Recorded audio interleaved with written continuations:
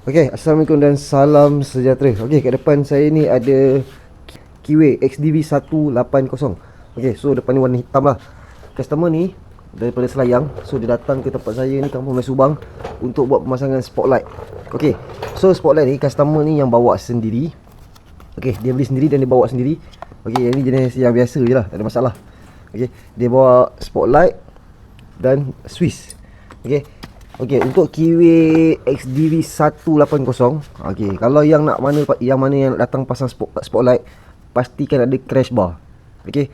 Kalau tak ada crash bar saya tak pasang Sebab XDV ni dia tak ada tempat dan kedudukan untuk pasang spotlight Okey, so kalau dah ada ni spotlight, Swiss bracket, bawa datang ke saya. Okey. Tapi kalau nak yang daripada saya, boleh, customer perlu ada crash bar sahaja. Okey, kalau mana yang tak tahu mana nak beli semua benda ni, boleh contact saya terus, boleh order dengan saya dan pasang dengan saya. Okey. Okey, so kita tengok selepas kita tengok lampu ni. Saya tak tahu lagi fungsi dia macam mana.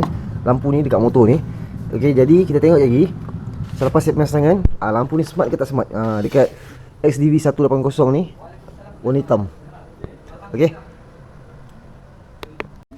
Okey, so alhamdulillah kita dah pun siap pasang spotlight dekat Kiwi XDV 180 ni. Okey, so kat depan saya ni XDV 180 warna hitam.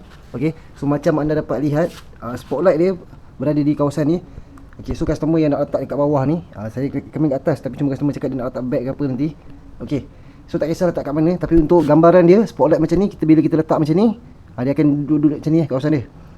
Okey, so kita tengok fungsi spotlight ni.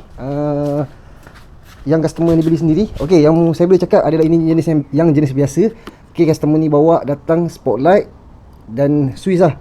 Okey, lagi satu, bila nak pasang spotlight untuk XDV 180 ni, kena ada crash bar. Itu yang saya ingatkan.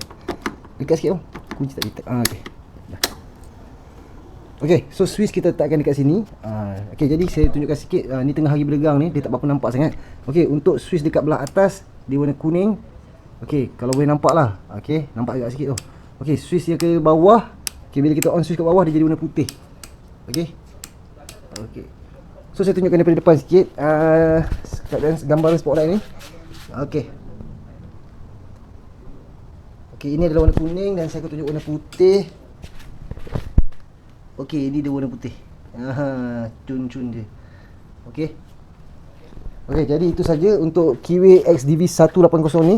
Customer ni hanya datang pasang spotlight saja. Okey. So macam saya beritahu, pemasangan dengan saya tak ada pemotongan wayar, tak ada curi current. Jadi jika berlaku masalah dekat aksesori yang saya pasang, dia akan short dekat situ saja. Okey, aksesori itu saja. Dia tak ganggu motosikal anda.